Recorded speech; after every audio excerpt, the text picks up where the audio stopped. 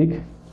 Stomach के बारे में हम बात करें तो सिंपल सी बात है कि जो स्टमक है उसके ऊपर वाली साइड कौन उसके साथ कनेक्ट है, इसोफेगस कनेक्ट है, और वो दोनों जहां पे कनेक्ट हो रहे हैं वहां पे एक जॉइंट है, एक स्फिंक्चर है जिसको हमने नाम दिया लोअर इसोफेजियल स्फिंक्चर। ठीक है, अब हमें इतना तो पता लग गया कि जो ये इसोफेगस जो है वो लास्ट में जब स्टमक से जुड़ रही थी तो उसने एब्डोमिनल कैविटी में आ गई थी, क्योंकि उसने डायफ्राम को पेनिट्रेट करके नीचे आ गई थी। और आपको पता है जहां पे डायफ्राम ये एक ऐसी स्ट्रक्चर है जो थोरेसिक कैविटी और एब्डोमिनल कैविटी को डिफरेंशिएट करता है या सेपरेट करता है या पार्टीशन बनाता है। तो इसने डायफ्राम को पेनिट्रेट करके नीचे की तरफ आ गई, ऑफ कोर्स वो किसके अंदर आ गई, एब्डोमिनल कैविटी के अंदर आ गई। अब हमें पता लगे कि उससे नीचे स्टमक है, तो ऑफ कोर्स स्टमक कहाँ है, एब्डोमिनल कैविटी के अंदर है। तो अब हमें स्टमक के बारे में बात करनी है, तो हम बोल सकते हैं कि स्टमक कहाँ पे है, एब्डोमिनल कैविटी में। तो हम बोल सकते हैं ये क्या है, एब्डोमिनल ऑर्गन है। ये क्या है, एब्डोमिनल ऑर्गन है। ठीक है, अब जब ये एब्डोमिनल ऑर्गन है तो हमें यहाँ पे अगर हम इसको 4 क्वाड्रेंट्स के अंदर देखें या 9 क्वाड्रेंट्स के अंदर देखें तो हमें पता लगेगा कि स्टमक असल में कहाँ पे लोकेट करता है। तो अगर हम इसको यहाँ पे देखें जो है 4 क्वाड्रेंट के अंदर, तो हमने आपको याद हो तो इसको हमने बोला था right upper quadrant, left lower quadrant, right lower quadrant, यहाँ पे इसको बोल दिया लेफ्ट अपर क्वाड्रेंट, यहाँ पे लेफ्ट लोअर क्वाड्रेंट। हमने इसको 4 पार्ट के अंदर एब्डोमिनल कैविटी को जब डिवाइड किया था, तो अगर हम इन 4 पोर्शन के अंदर स्टमक को देखना चाहें तो स्टमक कहाँ पे मिलेगा आपको, लेफ्ट अपर क्वाड्रेंट के अंदर। कहाँ पे, लेफ्ट अपर क्वाड्रेंट के अंदर। तो हम लिख सकते हैं कि ये एब्डोमिनल ऑर्गन है और ये कहाँ पे मिलता है, लेफ्ट अपर क्वाड्रेंट के अंदर। ठीक है, ये तो हमने बता दिया जब अगर ये 4 क्वाड्रेंट के अंदर इसको डिवाइड करें। अब हम देखते हैं अगर हम इसको 9 क्वाड्रेंट के अंदर अगर डिवाइड करते हैं स्टमक को, तो ये हमें कहां पे लोकेट जो है वो देखने को मिलेगा। ठीक है, तो हमने इसके नाम आपको याद हो तो हमने बताया था राइट हाइपोकॉन्ड्रिक रीजन, ये हमने बताया राइट लंबार रीजन, ये राइट इलियक या राइट इनगुइनल रीजन, ये एपिगैस्ट्रिक रीजन, ये अम्बलाइकस, ये हाइपोगैस्ट्रिक रीजन, ये लेफ्ट हाइपोकॉन्ड्रिक रीजन, ये लेफ्ट लंबार रीजन, ये लेफ्ट जो है इलियक रीजन या लेफ्ट इनगुइनल रीजन। ठीक है, अब यहाँ पे अगर हमें स्टमक को बताना है तो स्टमक कहाँ कहाँ मतलब अपनी जो लोकेशन है वो या इन 9 क्वाड्रेंट्स में से कौन कौन सी में अपनी इन्वॉल्वमेंट रखता है, तो कहता है एक तो वो इसमें रखेगा लेफ्ट, अब उसको हमने बोल दिया लेफ्ट हाइपोकॉन्ड्रिक रीजन, एक वो रखेगा एपिगैस्ट्रिक रीजन के अंदर, एक वो रखेगा अम्बलाइकस के अंदर। कहाँ रखेगा, अम्बलाइकस के अंदर। तो ये 3 के अंदर वो अपनी जो है इन्वॉल्वमेंट रखता है। ठीक है, तो अगर हम 9 क्वाड्रेंट के अंदर बात करें तो ये कहाँ कहाँ पे रहेगा, तो यहाँ पे आपने देख लिया इसको लेफ्ट हाइपोकॉन्ड्रियक के अंदर, उसके अलावा एपिगैस्ट्रिक के अंदर, इसके अलावा वहां पे ये रहेगा अम्बलाइकस के अंदर। तो इसकी अगर 9 क्वाड्रेंट के हिसाब से देखा जाए तो ये जो है 9 में से 3 रीजन को ऑक्यूपाई करता है। कौन कौन से को, तो ये आपने बता दिया लेफ्ट हाइपोकॉन्ड्रियक, ये आपने बता दिया एपिगैस्ट्रिक, और ये आपने बता दिया अम्बलाइकस।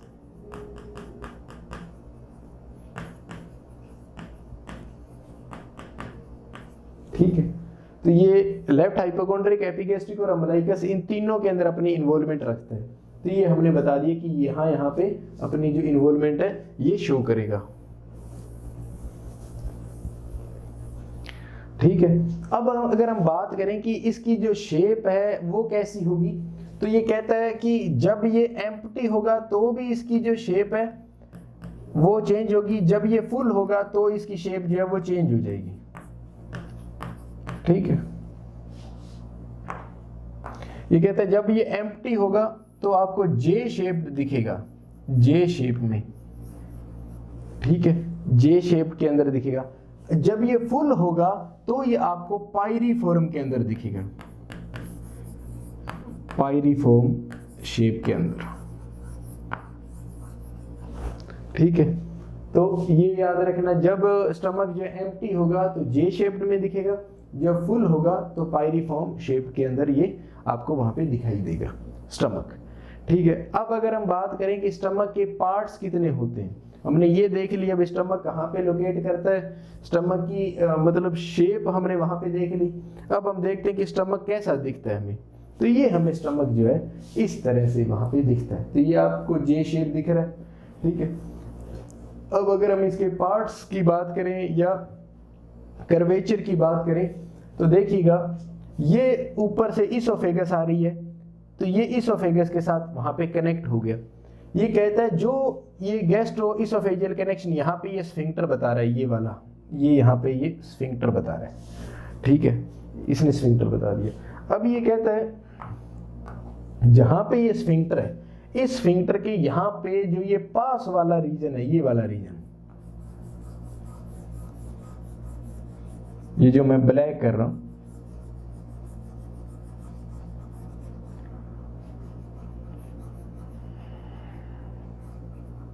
ये वाला जो रीजन है जो हमने ब्लैक किया है, इस रीजन को हम कार्डिया बोलते हैं। क्या बोलते हैं? कार्डिया, ठीक है। तो इसको हमने यहाँ पे ये देखिए कार्डिया वर्ड जो है हमने यूज किया है कि कार्डिया ऐसा, ठीक है। इसी वजह से जो लोअर इसोफेजियल स्फिंक्टर है उसको दूसरे नाम से भी जाना जाता है कार्डियक स्फिंक्टर। अब मैंने वहां पे कहा था कि जब हम स्टमक के बारे में बात करेंगे तब हम वहां पे बताएंगे कि इसका एक दूसरा नाम भी होता है। तो इसका जो लोअर इसोफेजियल स्फिंक्टर है इसका दूसरा नाम है कार्डियक स्फिंक्टर। वो कार्डियक स्फिंक्टर क्यों है इसका नाम? क्योंकि इस जहां पे ये स्टमक के साथ कनेक्ट करता है, जहां पे ये कनेक्ट करेगा वहां पे स्टमक का कौन सा पार्ट होगा? कार्डिया पार्ट होगा, इसलिए इसको हमने क्या बोल दिया? Cardiac sphincter. तो ये पार्ट हो गया जी कार्डियक स्फिंक्टर, ठीक है। फिर ये कहता है जो ये एलिवेटेड पार्ट है जिसको इसने फंडस दिखाया, ये वाला पार्ट, ये वाला पार्ट, ये वाला पार्ट,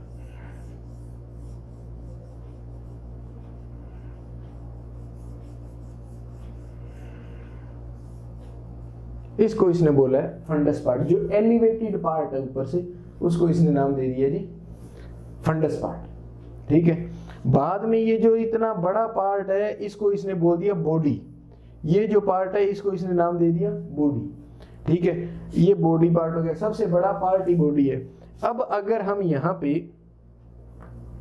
नेक्स्ट पार्ट देखें, अभी तक हमने कार्डिया देख लिया, उसके बाद में फंडस देख लिया, फिर हमने ये लार्ज पार्ट बॉडी देख लिया। अब ये कहता है यहां से जो है ये जो पार्ट है, ये वाला जो मैं ग्रीन कलर के अंदर यहां पे दिखा रहा हूं, ये वाला पार्ट, इसको पाइलोरस बोलते हैं। इसको क्या वर्ड यूज करेंगे? पाइलोरस। इस पाइलोरस के अंदर वो कहता है, इस पाइलोरस को अगर हम अच्छे से देखें तो ये कहता है कि ये तीन पार्ट के अंदर रहता है। एक तो पाइलोरिक एंट्रम, पाइलोरिक एंट्रम एक, दूसरा कहता है ये है पाइलोरिक कैनाल, तीसरा ये वहां पे कहता है ये है पाइलोरस। ये कहता है थ्री पार्ट्स के अंदर जो है ये वहां पे रहता है। तो ये देखिएगा ये एंट्रम लिखा हुआ है, ये पाइलोरिक एंट्रम, ये पाइलोरिक कैनाल, और ये वहां पे लास्ट में जो है वो पाइलोरस। इस पाइलोरस के पास में ही वहां पे एक स्फिंक्टर पाया जाता है, एक ओपनिंग होगी जो किसके साथ वहां पे स्टमक को कनेक्ट कर देगी? वहां पे ड्यूडेनम के साथ उसको कनेक्ट कर देगी, या ड्यूडेनम के साथ वहां पे कनेक्ट कर देगी। ड्यूडेनम किसका पार्ट है? स्मॉल इंटेस्टाइन का पार्ट है duodenum. First part of small intestine is duodenum. वो किसके साथ कनेक्ट होती है? वो जो हमारा पाइलोरस रीजन है उसको कनेक्ट कर देती है ड्यूडेनम, जो ड्यूडेनम उसके साथ में, और कनेक्ट करती है तो बीच में वहां पे एक स्फिंक्टर बनेगा। उस स्फिंक्टर का नाम है पाइलोरिक स्फिंक्टर। क्या नाम है? Pyloric sphincter. तो अब हमने देखिएगा कितने स्फिंक्टर देख लिए, upper oesophageal sphincter, lower oesophageal sphincter. उसके बाद में जहां पे ये स्टमक है, स्टमक के साथ में जहां पे स्मॉल इंटेस्टाइन का जो फर्स्ट पार्ट ड्यूडेनम या ड्यूडेनम जो है वो कनेक्ट होता है, उसको हमने बोल दिया पाइलोरिक स्फिंक्टर। तो हमने यहाँ पे देख लिया कि स्टमक के बाद में कौन सा पार्ट इसके साथ कनेक्ट होगा, ड्यूडेनम, जिसको हम first part of small intestine, क्योंकि ड्यूडेनम किसका पार्ट है, स्मॉल इंटेस्टाइन का पार्ट है। तो ऊपर तो हमने देख लिया कि ये इसोफेगस के साथ कनेक्ट है, और किस कौन से स्फिंक्टर से, कार्डियक स्फिंक्टर, या वहां पे हमने बोल दिया कि लोअर इसोफेजियल स्फिंक्टर, और यहाँ पे ड्यूडेनम के साथ ये कनेक्ट है पाइलोरिक स्फिंक्टर की वजह से। ये बात आपने बता दी। फिर यहाँ पे हमने बता दिया पाइलोरिक एंट्रम, पाइलोरिक कैनाल, और लास्ट में वहां पे है पाइलोरस। इस पाइलोरस के अंदर ही वहां पे पाइलोरिक जो स्फिंक्टर है वो रहेगा। इसके अंदर पाइलोरिक स्फिंक्टर रहेगा। तो ये पाइलोरस के अंदर ही पाइलोरिक स्फिंक्टर। तो ये हमने यहाँ पे इसके पार्ट्स के बारे में बात कर ली। अब ये कहता है कि इसका अगर पूछा जाए कि स्टमक का सबसे लार्जेस्ट पार्ट कौन सा है, तो वहां पे बॉडी जो है इसका लार्जेस्ट पार्ट है, ठीक है। और बाकी आपको कार्डिया, फंडस, बॉडी ये बताए। अब इसके हम कर्वेचर की बात करें कि यहाँ पे जो कर्व बन रहा है, एंगल बन रहा है, उस एंगल की अगर हम बात करें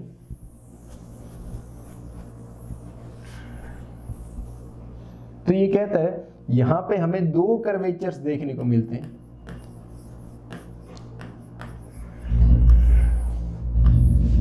इसके अंदर एक है लेसर कर्वेचर, एक है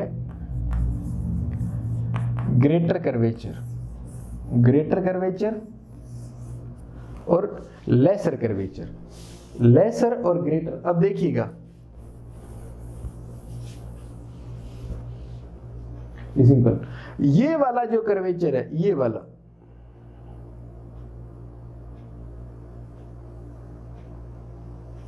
ये वाला जो कर्व है इसको हम बोलते हैं ग्रेटर कर्वेचर। क्या वर्ड यूज करते हैं, ग्रेटर कर्वेचर। और ये वाला जो कर्व है, ये वाला इस तरह से, इसको हम बोलते हैं जो है लेसर कर्वेचर। क्या वर्ड यूज कर दिया, लेसर कर्वेचर। तो यहाँ पे लेसर कर्वेचर है और दो ग्रेटर कर्वेचर है, ठीक है। अब आपको अगर याद रहा हो, हमने जब पेरिटोनियम पढ़ा था तो हमने कहा था कि जो पेरिटोनियम जो उसकी कवरिंग है ग्रेटर कर्वेचर के साथ कनेक्ट करती है उसको हमने ग्रेटर मोमेंटम बोला था, और जो लेसर कर्वेचर के साथ कनेक्ट करती है उसको हमने जो लेसर मोमेंटम बोला था। ये बात आपको अगर याद रही हो तो, ठीक है। अब ये कहता है कि ये लेसर कर्वेचर और जो ग्रेटर कर्वेचर है, अगर हम देखें कि इनकी शेप कैसी होती है, तो हमें कहता है कि आपको अगर याद रहा हो तो छोटी क्लास के अंदर आपने पढ़ा हो, इसको हम क्या शेप के अंदर बोलते हैं और इसको हम क्या शेप के अंदर बोलते हैं, ठीक है। तो ये कहता है इसको हम कनकेव बोलते हैं या कॉनकेव बोल दो, इसको हम कॉन्वेक्स बोलते हैं, कॉन्वेक्स, और ये कनकेव, ठीक है। अब अगर हम देखें, आप अगर इस चीज को देखो तो ये जो यहाँ पे ये जो कर्वेचर है, ये इस तरह से जो कम कर्व बना हुआ है, हल्का सा ही मुड़ा हुआ है, ये वाली चीज यहाँ पे देखिएगा सेम, ये इस तरह से, ये इस तरह से। तो हम बोल सकते हैं कि जो इसका लेसर कर्वेचर है वो कौन सी शेप का है, कॉनकेव शेप का है। तो ये जो लेसर कर्वेचर है ये कॉनकेव शेप का है, ठीक। अब अगर हम यहाँ पे देखें तो ये कहता है ये वाली जो शेप है, ये वाली जो ये लार्ज इस तरह से एंगल है, ये शेप जो है ये वाली शेप, ये कहता है वहां पे कौन सी शेप होगी, कॉन्वेक्स शेप होगी। तो ये ग्रेटर कर्वेचर है, ये कॉन्वेक्स शेप का होता है, और जो लेसर कर्वेचर है वो कॉनकेव शेप का होता है। ये क्वेश्चन आया हुआ है, ठीक है। उसमें पूछा गया ग्रेटर कर्वेचर की शेप कैसी होती है और लेसर कर्वेचर की शेप कैसी होती है। तो लेसर कर्वेचर कॉनकेव शेप का होता है और जो ग्रेटर कर्वेचर है वो कॉन्वेक्स शेप का होता है। तो ये हमने इसकी स्ट्रक्चर के बारे में देखा। फिर ये कहता है कि जब आप स्टमक जब खाली होता है, जब एम्प्टी होता है स्टमक, तो कहता है स्टमक के अंदर कुछ मसल के फोल्ड्स जो है हमें देखने को मिलते हैं। क्या देखने को मिलते हैं, मसल के फोल्ड्स देखने को मिलते हैं, जिन्हें हम रुगे कहते हैं, रुगे। ये देखिएगा इंग्लिश के अंदर आप ये देखिए, ये मसल के इस तरह से फोल्ड आपको देखने को मिल रहे हैं, इस तरह से।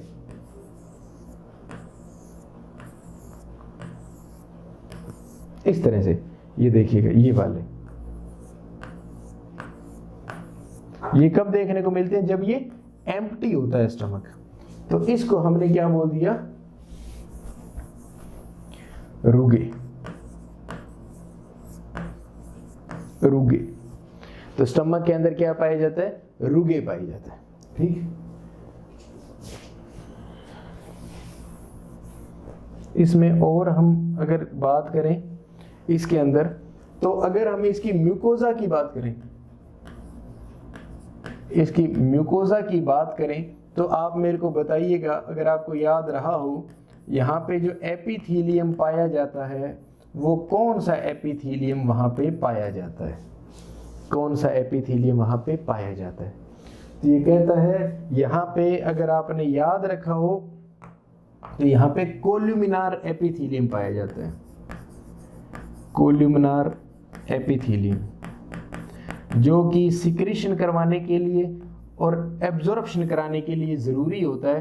तो इसलिए इंटेस्टाइन के अंदर और स्टमक के अंदर, जो म्यूकोजा के अंदर जो एपिथीलियम पाया जाता है वो कोल्यूमिनार एपिथीलियम पाया जाता है। कौन सा एपिथीलियम पाया जाता है? कोल्यूमिनार एपिथीलियम। इसको सिंपल कोल्यूमिनार एपिथीलियम भी बोल दिया जाता है या कोल्यूमिनार एपिथीलियम भी कहा जाता है। एक चीज़ तो ये होगी। दूसरी, यहाँ पे अगर हम बात करें कि यहाँ पे जो मसल्स पाई जाती है,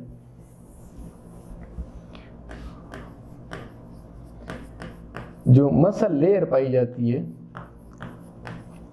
वहां पे वो कहता है कि एक बात तो हमेशा याद रखना, जो इसोफेगस का लोअर पोर्शन था वहां से लेके जो हमारा इंटरनल जो एनल स्फिंक्टर है वहां तक सारी स्मूथ मसल्स ही पाई जाएगी, स्केलेटल मसल्स नहीं पाई जाएगी। स्केलेटल मसल कहाँ तक पाई जाती है? जो middle portion of the oesophagus है वहां तक स्केलेटल मसल होती है। उसके बाद में जहाँ पे एक्सटर्नल एनल स्फिंक्टर जो स्फिंक्टर आता है वो जो स्केलेटल मसल का बना हुआ होता है, उसके बिना जो इंटरनल एनल स्फिंक्टर तक सारा स्मूथ मसल से मिलके बना हुआ होता है। तो ये तो बात हम कह सकते हैं कि यहाँ पे जो स्मूथ मसल है वो जो है उनसे ये मेडअप रहता है। और जहाँ पे स्मूथ मसल्स होगी वो इनवॉलेंटरी काम करेगी, मतलब उसमें हमारा इंटरफेयर नहीं होगा, हमारे करने से वहाँ पे कुछ नहीं होगा, ये हमारे कंट्रोल में नहीं रहेगी। जो स्केलेटल जो मसल्स होती है वो हमारे कंट्रोल में होती है, उसको हम क्या बोलते हैं? जो है वॉलेंटरी कंट्रोल के अंदर। तो जो अपर इसोफेजियल स्फिंक्टर है वो स्केलेटल के अंदर है, तो वो हमारे कंट्रोल के अंदर होता है। हम जब निगलते हैं, जीभ से पीछे करते हैं, तभी वो जो है वहां तक जाता है। उसके बाद में जितनी भी स्मूथ मसल्स है वो सारी इनवॉलेंटरी कंट्रोल होती है, हमारे कंट्रोल में नहीं होती। अभी कहते हैं इस मसल लेयर के अंदर जो मसल फाइबर्स पाए जाते हैं, यूजुअली पूरी जीआईटी के अंदर दो ही प्रकार के मसल फाइबर्स पाए जाते हैं, लॉन्गिट्यूडनल मसल फाइबर्स और सर्कुलर मसल फाइबर। स्टमक एक ऐसी स्ट्रक्चर है जिसके अंदर 3 टाइप्स की वहां पे जो है मसल फाइबर्स पाए जाएंगे। तो देखिएगा कौन कौन से हैं यहाँ पे। इसके अंदर पहला है लॉन्गिट्यूडिनल, दूसरा यहाँ पे कौन सा है? सर्कुलर, और तीसरा है ओब्लीक। तो यहाँ पे ओब्लीक जो मसल फाइबर है वो सिर्फ स्टमक के अंदर ही पाया जाता है। तो अगर हम देखें तो सबसे बाहरी ये पाया जाता है, आउटर जो है जो ये मसल लेयर है उसमें सबसे बाहर की तरफ कौन सा पाया जाएगा? लॉन्गिट्यूडिनल।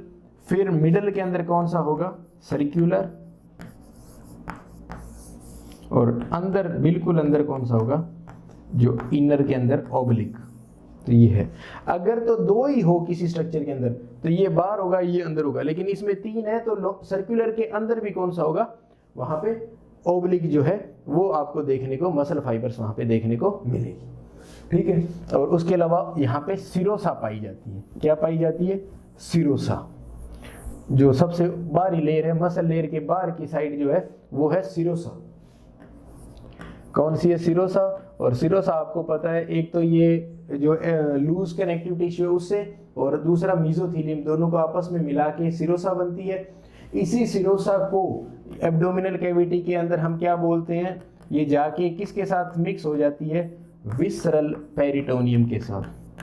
किसके साथ मिक्स हो जाती है, विसरल पेरिटोनियम। जो पेरिटोनियम की दो लेयर पाई जाती है, उसमें जो अंदर वाली लेयर होती है उसे विसरल लेयर बोलते हैं, बाहर वाली को पेराइटल लेयर बोलते हैं। तो ये जो सिरोसा है वो किसके साथ जाके मिक्स हो जाएगी, विसरल पेरिटोनियम के साथ जाके मिक्स हो जाती है। तो ये हमने जनरल सी इसके बारे में बात जो है वो बता दी।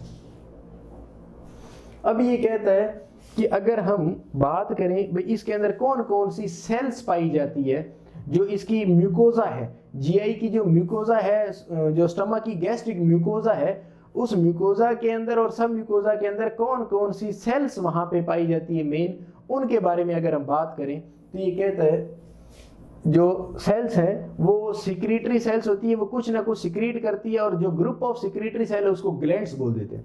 तो अगर हम यहाँ पे देखें कौन कौन सी ग्लैंड्स पाई जाती है, तो ये कहता है एक वहां पे जो कार्डियक जो ग्लैंड्स है वो पाई जाएगी, या आप जो ग्लैंड्स है वो ग्रुप ऑफ सिक्रीटरी सेल्स है तो आप इसको कार्डियक सेल्स भी बोल सकते हो, ठीक है। दूसरा वो कहता है वहां पे जो फंडिक जो ग्लैंड या फंडिक जो सेल्स हैं वो पाई जाती है, ठीक है। या आप इसको अगर मान लो कहना चाहो तो आप इसको मतलब कह सकते हैं अपन कि कार्डिक ग्लैंड, फंडिक ग्लैंड और पाइलोरिक ग्लैंड। आप एक बार ग्लैंड लिख दीजिएगा, कार्डियक ग्लैंड्स पाई जाती है, फंडिक ग्लैंड्स पाई जाती है। ग्लैंड्स क्या चीज है, ग्रुप ऑफ सिक्रीटरी सेल्स है, ठीक। यहां पे जो है पाइलोरिक ग्लैंड्स पाई जाती है।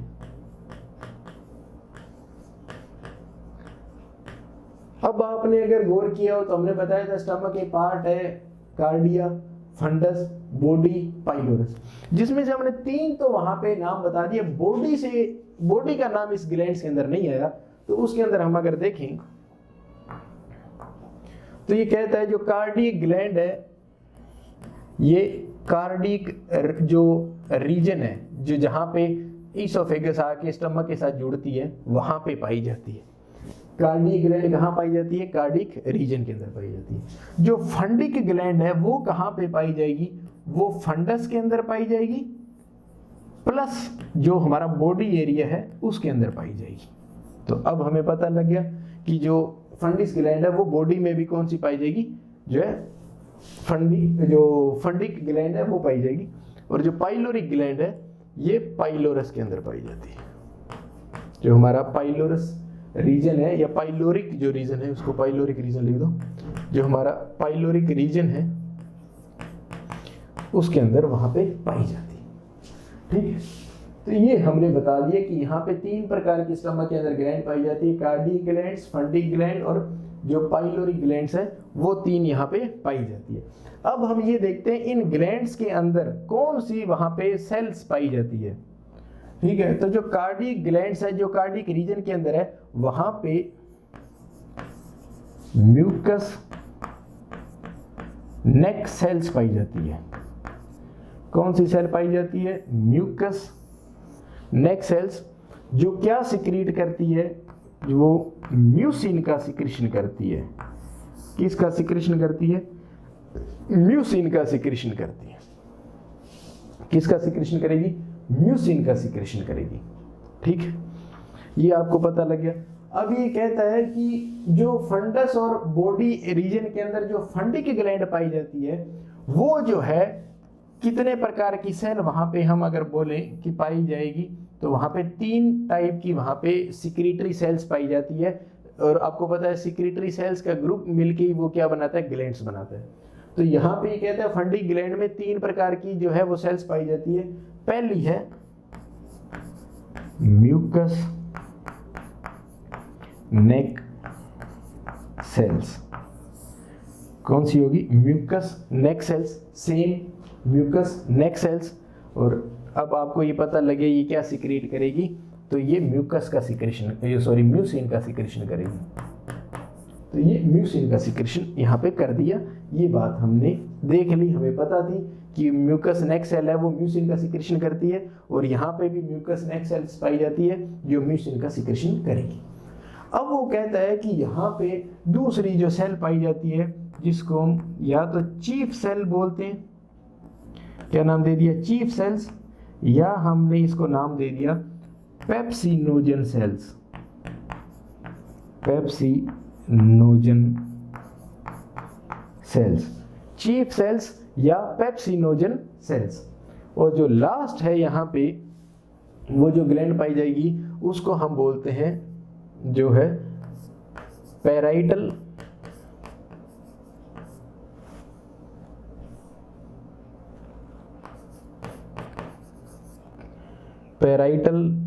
ये इसको आप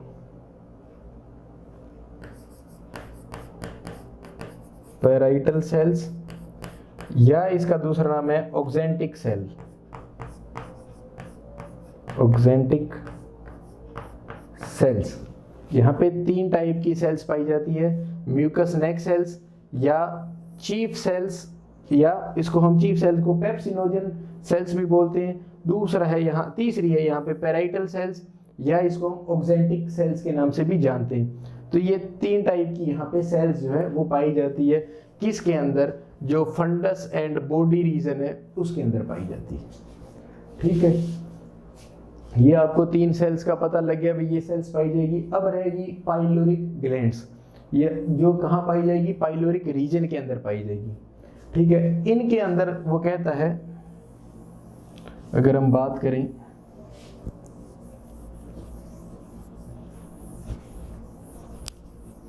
अब हम पर्टिकुलर एक बार देख लेते हैं, फिर हम पर्टिकुलर एक सेल के बारे में बात करते हैं। जो ये पाइलोरिक रीजन वाली सेल है, ये इस यहाँ पे 2 टाइप की वहाँ पे सेल देखने को हमें मिलेगी। एक तो है म्यूकस नेक सेल्स। तो अब आपने देखा होगा कि चाहे तो वहाँ पे कार्डिक रीजन है, चाहे फंडक जो फंडिक ग्लैंड है जहाँ वहाँ पे पाई जाती है फंडस और बॉडी के अंदर, और जो पाइलोरिक रीजन है, उन तीनों के अंदर ये सेल कॉमन है, म्यूकस नेक सेल, जो क्या सिक्रीट करेगी, म्यूसिन का सिक्रेशन करेगी। अब जो पाइलोरिक रीजन के अंदर वो कहता है वहां पे एक सेल्स और पाई जाती है जो जिनको हम बोलते हैं जी सेल्स। क्या बोलते हैं, जी सेल्स। ठीक है, यह जी सेल्स जो है यह एंडोक्राइन सेल्स होती है, जो वहां पे एंजाइम्स ना सिक्रीट करके वहां पे एक हार्मोन सिक्रीट करती है जिसको हम बोलते हैं गैस्ट्रीन हार्मोन। क्या वर्ड यूज करते हैं, ये आप याद रख लेना, क्योंकि हार्मोन अभी तक हमने यहाँ पे एक अभी देखा है, यह गैस्ट्रीन हार्मोन सिक्रीट करती है। क्या सिक्रीट करती है, गैस्ट्रीन हार्मोन। कौन सी, जी सेल्स।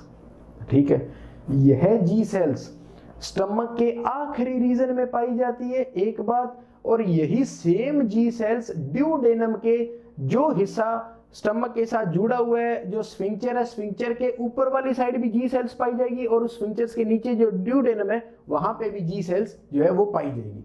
तो याद रखना, जब हम ड्यूडेनम की बात करेंगे वहां पे भी हम कहेंगे कि जहां से ड्यूडेनम स्टार्ट होती है वहां पे भी जी सेल्स पाई जाती है, जो क्या सिक्रीट करती है, गैस्ट्रीन हार्मोन सिक्रीट करती है। ये हमने पढ़ लिया जी कि ये सेल्स जो है वो कहाँ कहाँ पाई जाती है और वो क्या क्या चीज वहां पे सिक्रीट करती है। ठीक है, अब हम पर्टिकुलर देखते हैं, यहाँ पे पहली जो सेल हम यहाँ पे बात करते हैं वो है म्यूकस नेक सेल्स, जो कार्डिक रीजन के अंदर पाई जाती है। म्यूकस नेक सेल्स जो क्या सिक्रीट करती है, म्यूसिन का सिक्रेशन करती है। किसका सिक्रेशन करती है, म्यूसिन का सिक्रेशन करती है। ठीक है, यह जो म्यूकस नेक सेल है यह इसोफेगस के जो पार्ट स्टमक के साथ कनेक्ट होता है वहां पे भी पाई जाती है। मैंने आपको स्टमक के अंदर बताया था कि वहां पे सेल पाई जाती है जो म्यूसिन का सिक्रेशन करती है। वो सेल कौन सी है, म्यूकस नेक सेल। तो ये कहाँ पाई जाती है, जहां पे एंड ऑफ इसोफेगस, जहां पे एंड पोर्शन है इसोफेगस का, तो हमने बोल दिया एंड पोर्शन ऑफ इसोफेगस, यह है इसोफेगस के एंड पोर्शन पे भी पाई जाती है और ये म्यूसिन का सिक्रेशन करती है। ठीक है, ये चीज आपको पता होनी चाहिए। ठीक है, तो ये म्यूसिन क्या करता है, इस म्यूसिन की कोटिंग, एक कवरिंग होती है, कोटिंग होती है ओवर होल स्टमक, पूरे स्टमक के ऊपर इसकी कवरिंग वहां पे देखी जाती है। किसकी कवरिंग? पूरी कोटिंग होती है ओवर होल स्टमक, मतलब हर एक रीजन के अंदर ये सेल पाई जाती है। ये कहती है पूरे स्टमक की जो अंदरूनी लेयर है उसको कवर करती है। क्या करती है? कवरिंग प्रोवाइड करती है। कोटिंग का मिस हो गया कवरिंग, कवरिंग प्रोवाइड करती है किसको? होल स्टमक, पूरे स्टमक को, पूरे स्टमक को कवर करती है कौन? म्यूकस नेक सेल, जो क्या सिक्रेट करती है? म्यूसिन। क्यों? ये तो हम बात करें कार्डियक रीजन वाली, तो कार्डियक रीजन को कवर करेगी। हमने देखा है जो फंडी ग्लैंड है, जो फंडस और उस बॉडी के अंदर पाई जाती है, ये उसको भी कवर करेगी क्योंकि वहां पे म्यूकस नेक सेल है। पाइलोरस या जो पाइलोरिक रीजन है वहां पे भी म्यूकस नेक सेल है, तो ये उसको भी कवर करेगी। तो कहने का मतलब है पूरे स्टमक को ये कवर करके रखती है किससे? म्यूकस की एक लेयर से। उसका क्या काम है वो हम आगे देखेंगे। अभी सिर्फ हम इतनी बात बता रहे हैं कि वो जो है म्यूसिन का सिक्रेशन करती है और ये पूरे स्टमक को कवर करके वहां पे रखती है। ये कहता है इस म्यूसिन के साथ साथ वहां पे पूरे स्टमक के ऊपर एक प्रोस्टाग्लैंडिन्स की भी कवरिंग होती है। पूरे स्टमक के ऊपर किसकी कवरिंग होती है? यहाँ पे मैं आपको एक नई बात बता रहा हूँ।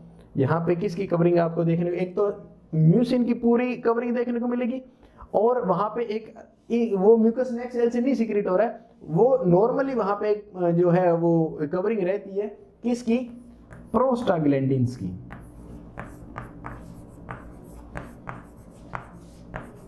प्रोस्टाग्लैंडिन्स की वहां पे कवरिंग रहती है।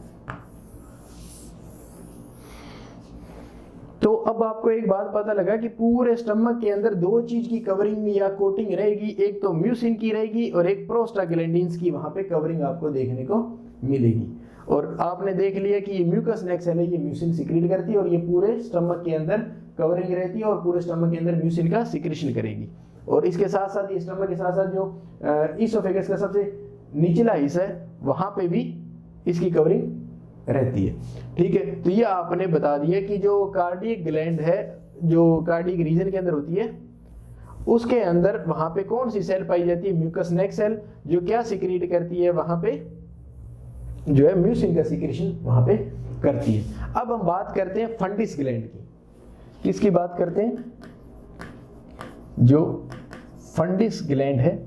अब आपको पता है कि ये फंडिस जो ग्लैंड है ये बॉडी के अंदर और वहां पे जो फंडस रीजन है उन दोनों के अंदर पाई जाती है, जिसके अंदर एक तो वहां पे म्यूकस नेक सेल्स आएगी, वो म्यूसिन का सिक्रेशन करेगी। ये तो आपको पता लगी। अब हम जो दूसरी जो सेल्स बची है वहां पे उनकी बात करें तो वहां पे एक तो आ गई चीफ सेल। कौन सी आ गई? Chief cells. एक आ गई वहां पे पैराइटल सेल। कौन सी आ गई? Parietal cells. तो ये आपको दो सेल्स की हमने बात की थी, चीफ सेल्स या पैराइटल सेल्स। अब अगर हम इसका दूसरा नाम देखें तो हमने पैराइटल सेल का दूसरा नाम ऑक्जेंटिक सेल बताया था और जो चीफ सेल का दूसरा नाम पेप्सिनोजन सेल्स हमने बताया था। ठीक है, अब हम ये देखते हैं कि ये सेल्स है, ये कुछ ना कुछ सिक्रेशन करेगी क्योंकि ये सिक्रेटरी सेल्स है। तो ये क्या क्या चीज का सिक्रेशन वहां पे करेगी? तो ये कहता है यहां पे अगर हम देखें तो ये क्या क्या चीज का सिक्रेशन करेगी? तो ये चीफ सेल कहता है, या इसका दूसरा नाम पेप्सिनोजन सेल है, तो ये कहता है ये पेप्सिनोजन का सिक्रेशन करती है। एक तो पेप्सिनोजन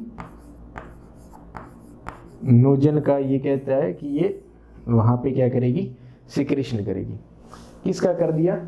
पेप्सिनोजन का वहां पे इसने सिक्रेशन कर दिया। ठीक है, इस पेप्सिनोजन के साथ में वो कहता है कि ये एक रेनिन हार्मोन आता है। कौन सा हार्मोन आता है? रेनिन। ये वो हार्मोन नहीं है जो है किडनी के द्वारा सिक्रेट होता है, वो नहीं, जो यह एक मिल्क प्रोटीन है उसके बारे में बात कर रहे हैं। तो ये एक पेप्सिनोजन इसने बोल दिया। दूसरा यह रेनिन जो है उसका सिक्रेशन करती है। इसके अलावा जो है यह गैस्ट्रिक जो लाइपेज नाम से एक एंजाइम होता है उसका सिक्रेशन करती है। पेप्सिनोजन का, रेनिन का और गैस्ट्रिक लाइपेज का ये सिक्रेशन करती है। ये कहता है ये पेप्सिनोजन जो है यह क्या काम करता है, यह प्रोटीन का डाइजेशन का काम करेगा। किसका? प्रोटीन का डाइजेशन। तो आपको एक बात पता लग गया कि यह प्रोटीन का डाइजेशन जो है उसको परफॉर्म करेगा। कौन? पेप्सिनोजन। जो जिसके नाम के पीछे नोजन लगा वो इसका मतलब है ये इनएक्टिव फॉर्म है। ये कैसी फॉर्म है? इनएक्टिव मतलब ये काम की नहीं है अभी। ये जब एक्टिव होगी तो ये किस में चेंज हो जाएगी? पेप्सिन के अंदर। किस में चेंज हो जाएगी? पेप्सिन में। और जैसे ये पेप्सिनोजन पेप्सिन में चेंज होगा तो ये प्रोटीन डाइजेशन का काम करेगा। लेकिन अभी ये कैसा है? इनएक्टिव फॉर्म है। जब ये एक्टिव हो जाएगा तो ये किस में चेंज हो जाएगा? पेप्सिन में। और फिर ये क्या करेगा? प्रोटीन का डाइजेशन करना स्टार्ट करेगा। फिर एक आता है रेनिन। ये कहता है ये जो रेनिन है ये या तो एनिमल्स के अंदर पाया जाता है। किस में पाया जाता है? एनिमल्स में। तो वो जो सेल्यूलोज खाते हैं, घास फूस खाते हैं, उसको पचाने के लिए वहां पे रेनिन चाहिए। या ये कहता है ये जो हमारे इन्फेंट्स होते हैं, जो 1 साल तक के बच्चे होते हैं, उनके अंदर यह पाया जाता है। ये किसके अंदर पाया जाता है? या तो एनिमल्स के अंदर या इन्फेंट्स के अंदर पाया जाता है। ठीक है, तो ये इन्फेंट के अंदर पाया जाता है। तो ये क्या करता है ये रेनिन? तो ये कहता है कि वहां पे जो मिल्क प्रोटीन होता है जो बच्चों के अंदर, जिसको हम नाम देते हैं कैसियोनोजन। कैसिनोजन ये क्या है? मिल्क प्रोटीन है। यह रेनिन इस मिल्क प्रोटीन को जो है कैसिनोजन को किस में चेंज कर देता है? कैसिन के अंदर। किस में चेंज कर देता है? कैसिन के अंदर चेंज कर देता है। किस में चेंज कर देगा? कैसिनोजन को कैसिन में। कब तक? जब तक बच्चा 1 साल का होगा तब तक ये इसको किस में चेंज कर देगा? मिल्क प्रोटीन को, कैसिनोजन को कैसिन में चेंज कर देगा। ये इसका हो गया। अब रह गया गैस्ट्रिक लाइपेज।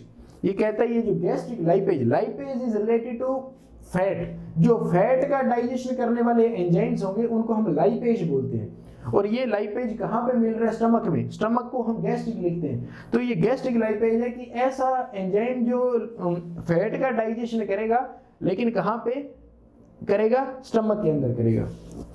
तो हम बोल दिए यहाँ पे यह जो है फैट या लिपिड का डाइजेशन करता है। तो ये फैट का जो है वो डाइजेशन करेगा। फैट का क्या कर देगा?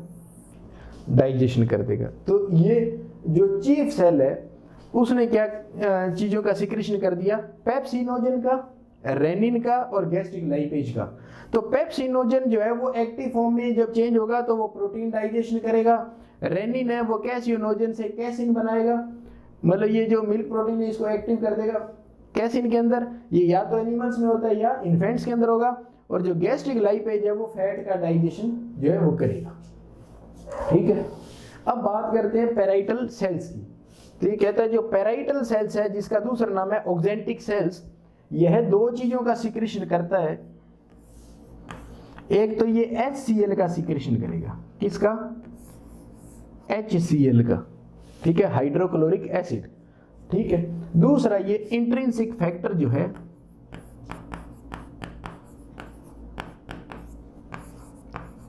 उनका सिक्रेशन करेगा, इंट्रिंसिक फैक्टर्स का।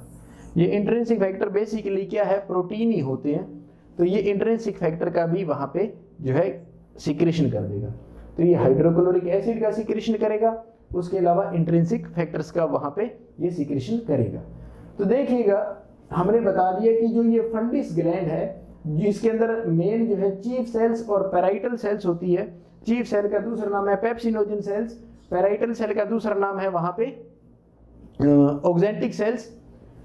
ये चीफ सेल है ये पेप्सिनोजन का सिक्रेशन करती है, और जो दूसरा ये रेनिन का, और तीसरा ये गैस्ट्रिक लाइपेज का। ये पेप्सिनोजन जब एक्टिव होगा पेप्सिन के अंदर तो ये प्रोटीन का डाइजेशन करेगा। रेनिन है ये मिल्क प्रोटीन जो कैसिनोजन होता है उसको कैसिन में चेंज कर देता है। कब तक? इन्फेंट्स की एज के अंदर या एनिमल्स में करता है। और जो गैस्ट्रिक लाइपेज है ये फैट का डाइजेशन करेगा। उसके अलावा ये पैराइटल सेल है, ये HCl का सिक्रेशन करेगी और इंट्रिंसिक फैक्टर्स की जो है वहां पे सिक्रेशन करेगा। अब ये कहता है कि अगर मैं आपको हल्की सी यहाँ पे बात बताऊं तो अगर मैं इस पैराइटल सेल को एक बार यहाँ से हटा दूं, आपने याद रखना है कि ये HCl का सिक्रेशन करेगी और इंट्रिंसिक फैक्टर्स का सिक्रेशन करेगी। अब ये कहता है ये जो पेप्सिनोजन है, कौन है? जो पेप्सी जो नोजन है यह एक्टिव होगा पेप्सिन में। किस में एक्टिव होगा? पेप्सिन में। ठीक है, आपको पता लगे नोजन किसी के पीछे वर्ड लिखा हुआ है तो इसको मतलब वो इनएक्टिव फॉर्म है और उसकी एक्टिव फॉर्म है पेप्सिन। अब इसको एक्टिव फॉर्म में चेंज करेगा कौन? तो ये कहता है इसको चेंज करेगा HCl। कौन करेगा? HCl। कहता है जब ये पेप्सिनोजन इस चीफ सेल से सिक्रीट होगा तो जब ये किसके कांटेक्ट में आएगा? HCl के कांटेक्ट में आएगा तो ये कन्वर्ट हो जाएगा किसके अंदर? पेप्सिन के अंदर।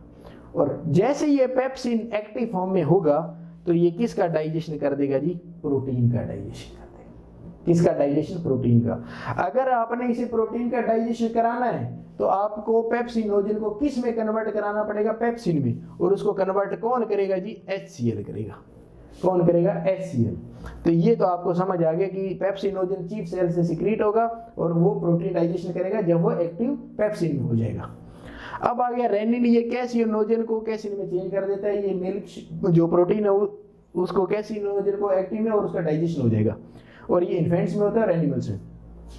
ये जो गैस्ट्रिक लाइपेज है ये फैट का डाइजेशन करता है। ये कहते हैं ये बहुत ही वीक एंजाइम है, बहुत ही कमजोर एंजाइम है।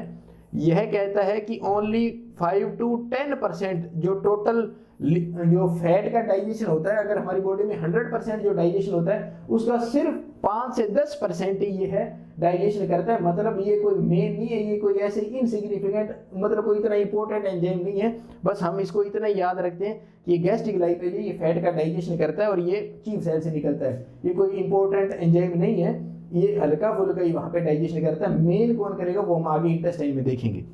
ठीक है, तो ये हमने यहाँ पे बता दिया जिसके अंदर से क्वेश्चन आ सकता है। ठीक है, अब ये हमने HCl का भी बता दिया, पैराइटल सेल से सिक्रीट होगी HCl, तो ये भी हमने यहाँ पे बात कर ली।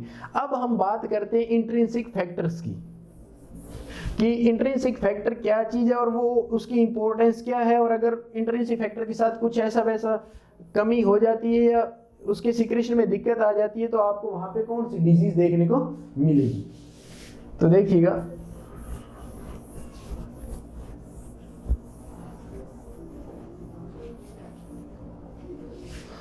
तो ये कहता है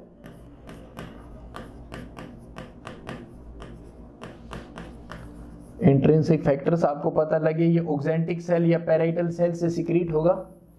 ठीक है, ये कहता है ये जो इंट्रिंसिक फैक्टर्स है ये क्या काम करते हैं? ये कहता है जो हमारी RBC रेड ब्लड सेल्स है, जिसको एरिथ्रोसाइट्स भी बोलते हैं आप, उस रेड ब्लड सेल्स के मैच्योरेशन के अंदर हेल्प करता है। मतलब उसको मैच्योर करने के अंदर हेल्प करता है।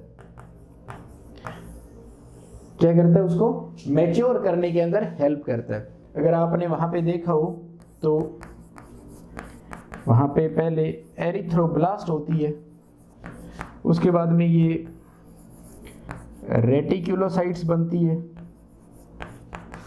और उसके बाद में ये क्या बन जाती है? एरिथ्रोसाइट्स, जिसको आप मैच्योर RBC बोलते हो। ठीक है, ये मैच्योर RBC होगी। तो इसको मैच्योरेशन के लिए क्या जरूरी है? इंट्रिंसिक फैक्टर जरूरी है। क्या जरूरी है? Intrinsic factors. और ये जो RBC है, इस RBC के अंदर ही वहां पे क्या होता है? हीमोग्लोबिन होता है। क्या होता है? हीमोग्लोबिन। तो जब RBC मैच्योर नहीं होगी तो उसके साथ हीमोग्लोबिन अटैच या बाइंड नहीं हो पाएगा, और जब हीमोग्लोबिन अटैच या बाइंड नहीं हो पाएगा तो उसकी वजह से एक तो RBC वहां पे मैच्योर नहीं है तो वो काम की नहीं है, दूसरा हीमोग्लोबिन वहां पे जो है वो कम है, तो हम बोल सकते हैं कि उस पेशेंट के अंदर क्या देखने को मिलेगा? एनीमिया देखने को मिल सकता है। अगर वहां पे इंट्रिंसिक फैक्टर जो क्या काम करते हैं, आरबीसी का मैच्योरेशन करते हैं, अगर बाई चांस आरबीसी का मैच्योरेशन करने वाला जो इंपॉर्टेंट फैक्टर इंट्रिंसिक फैक्टर है अगर उसकी कमी हो जाती है, ठीक है, अगर वहां पे इंट्रिंसिक फैक्टर की कमी हो जाती है तो जो ये आरबीसी का मैच्योरेशन होता है उसके अंदर दिक्कत आ जाएगी। अब इसमें थोड़ा और डेप्थ के अंदर जाओ कि इंट्रिंसिक फैक्टर खुद ये काम करता है या वो किसी और से करवाता है। अब यहाँ पे काम की बात आ गई, ये कहता है ये जो इंट्रिंसिक फैक्टर है असल में ये खुद नहीं करके ये क्या करता है, यह विटामिन बी जो 12 है, यह जो विटामिन B12 है उसके एब्जॉर्प्शन के अंदर जो है वो काम आने वाला चीज है। अब समझिएगा बात, कहता है जो विटामिन B12 है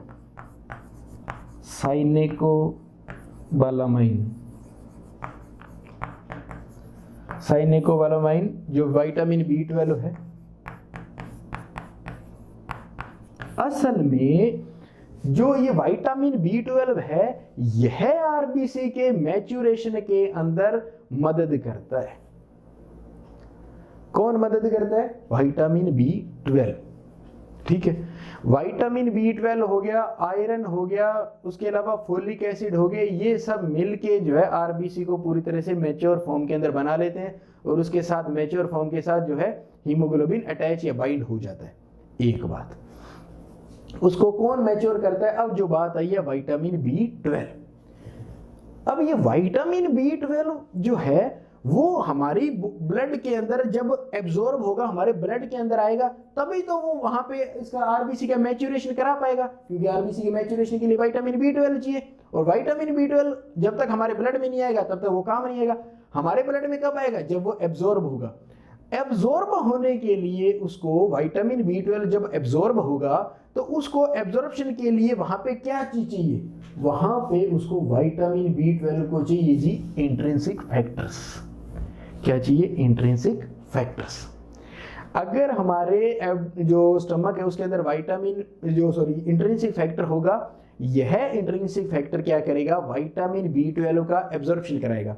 अब आता है कि विटामिन B12 का एब्जॉर्प्शन कहां पे होता है? तो विटामिन B12 का एब्जॉर्प्शन इलियम के अंदर होता है, स्मॉल इंटेस्टाइन का जो लास्ट पार्ट है इलियम, तो वहां पे विटामिन B12 का एब्जॉर्प्शन होता है। तो अगर आपसे कोई पूछ रहे कहां होता है तो वहां पे इलियम में होता है, इलियम में।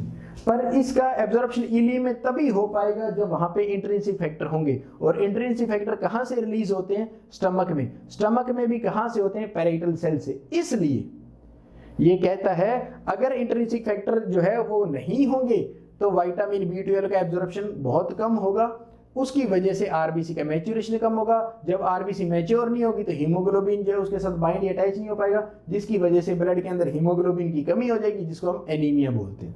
समझ आई बात? ठीक है।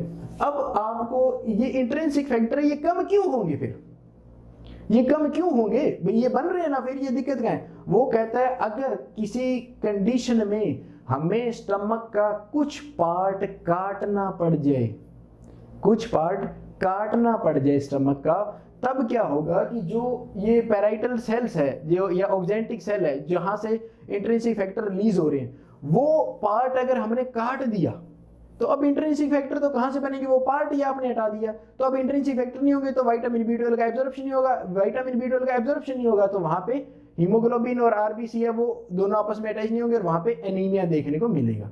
उस एनीमिया को हम नाम देते हैं परनीशियस एनीमिया। क्या नाम देते हैं? ये वर्ड याद रखना, परनीशियस एनीमिया। क्या नाम दे दिया? Pernicious anaemia. हमने नाम दे दिया परनीशियस एनीमिया। तो ये परनीशियस एनीमिया क्यों होता है? यह विटामिन B12 के एब्जॉर्प्शन में कमी आ जाएगी, जिससे आरबीसी का मैच्योरेशन नहीं होगा। आरबीसी का मैच्योरेशन नहीं होगा तो वहां पे हीमोग्लोबिन उसके साथ बाइंड नहीं होगा और उस प्रकार हमें वहां पे एनीमिया देखने को मिलेगा, और उस एनीमिया को हमने नाम दिया परनीशियस एनीमिया। ये विटामिन B12 का एब्जॉर्प्शन क्यों नहीं होगा? क्योंकि वहां पे इंट्रिंसिक फैक्टर नहीं होंगे स्टमक के अंदर। और इंट्रिंसिक फैक्टर क्यों नहीं होंगे? क्योंकि हमने स्टमक की क्या कर दी? सर्जरी। अब देखिएगा, स्टमक का कुछ हिस्सा अगर हम काट देते हैं, हटा देते हैं, उसको हम बोलते हैं गैस्ट्रेक्टमी। क्या वर्ड यूज कर दिया? गैस्ट्रेक्टमी। ठीक, अगर तो हमने पूरा स्टमक हटा दिया तो कंप्लीट गैस्ट्रेक्टमी, अगर आधा हटाया है तो उसको हम बोलते हैं पार्शियल गैस्ट्रेक्टमी। ठीक, अगर मान लीजिए ये वहां पे स्टमक है और आपने ये वाला जो पोर्शन है वो हटा दिया, तो आप देखिएगा आपने ये वाला पोर्शन वहां पे हटा दिया। अब आपने क्या किया, इस पोर्शन को यहां से जोड़ के आगे ड्यूडेनम में जोड़ दिया। ठीक है, अब आपने क्या किया, इस स्टमक का जो बचा हुआ हिस्सा था इसको किसके साथ जोड़ दिया? ड्यूडेनम के साथ। तो देखिएगा, अगर आपने जो स्टमक का कुछ हिस्सा तो काट दिया, जो रिमेनिंग स्टमक बचा है, जो पीछे रिमेनिंग बचा है, वो स्टमक को अगर आपने ड्यूडेनम के साथ जोड़ दिया तो उसको आप क्या बोलोगे? स्टमक को हम गैस्ट्रो से जो है डिनोट करते हैं, तो गैस्ट्रो ड्यूडेनोस्टमी।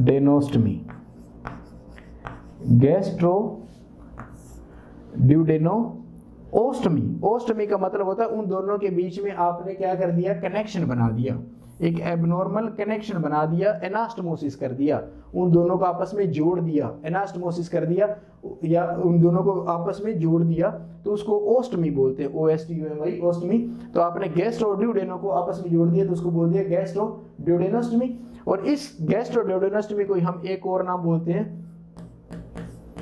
बिलरोथ फर्स्ट। बिलरोथ फर्स्ट। ठीक है, तो ये क्वेश्चन आता है बिलरोथ फर्स्ट में क्या होता है? बिलरोथ फर्स्ट में हम स्टमक का निचला हिस्सा काट के और जो ऊपर वाला हिस्सा बच जाता है उसको ड्यूडेनम के साथ जोड़ देते हैं, जिसको गैस्ट्रो ड्यूडेनोस्टमी बोलते हैं, और इसी का दूसरा नाम है बिलरोथ फर्स्ट। अब कहते हैं कि कई बार ऐसी कंडीशन हो जाती है जिसके अंदर हमें स्टमक का निचला हिस्सा हटाना पड़ता है, उसके साथ साथ ड्यूडेनम को भी हटा देते हैं। ड्यूडेनम भी हटा दी, स्टमक का कुछ हिस्सा भी हटा दिया। अब जो स्टमक का बचा हुआ हिस्सा है उसको किससे जोड़ देते हैं? जेजुनम से जोड़ देते हैं। किससे जोड़ देते हैं? जेजुनम से जोड़ देते हैं। तो अब देखिएगा, जो स्टमक है उसको किसके साथ जोड़ दिया? जेजुनम के साथ जोड़ दिया। तो अब हमने वहां पे वर्ड लिख दिया गैस्ट्रो जेजुनोस्टमी। गैस्ट्रो जेजुनोस्टमी मतलब कनेक्ट कर दिया उन दोनों को। इसका दूसरा नाम है बिलरोथ सेकंड।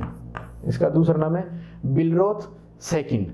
तो ये कहता है अगर आपने स्टमक का निचला हिस्सा काट दिया तो इंट्रिंसिक फैक्टर नहीं रहेंगे तो वहां पे इंट्रिंसिक फैक्टर की कमी आ जाएगी, जिससे विटामिन B12 का एब्जॉर्प्शन नहीं होगा और जिससे वहां पे जो इलियम के अंदर विटामिन B12 एब्जॉर्ब होता है वो नहीं होगा और वहां पे परनीशियस एनीमिया देखने को मिलेगा। अब वो कहता है कि ये कब होता है? जब हमने स्टमक का कुछ हिस्सा काट देते हैं नीचे वाला, तो वहां पे हमें जो है उसको हमने बोल दिया गैस्ट्रेक्टमी।